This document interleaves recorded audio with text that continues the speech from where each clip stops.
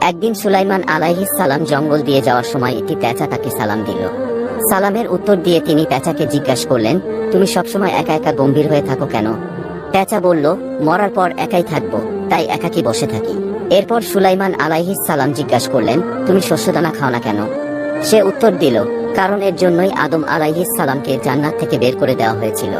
তারপর পেঁচাকে জিজ্ঞাসা করলেন, তুমি পানি পান করো না কেন? পেঁচা উত্তরে বলল, নূহ আলাইহিস সালামের কওমকে পানিতে ডুবিয়ে মারা হয়েছিল, এজন্য আমি পানি পান করি না। সুলাইমান আলাইহিস সালাম এরপর জিজ্ঞাসা করলেন, তুমি লোকালয়ে না থেকে কেন ঝোপঝাড়ে থাকো? পেঁচা বলল, এখান থেকে আমি বলতে থাকি কোথায় তারা যারা একদিন এখানে ছিল।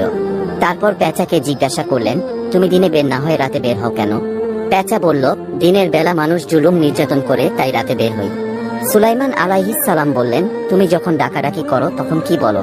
পেঁচা উত্তরে বলল, আমি তখন বলি, হে মানুষ, আখিরাতের জন্য তৈরি হও।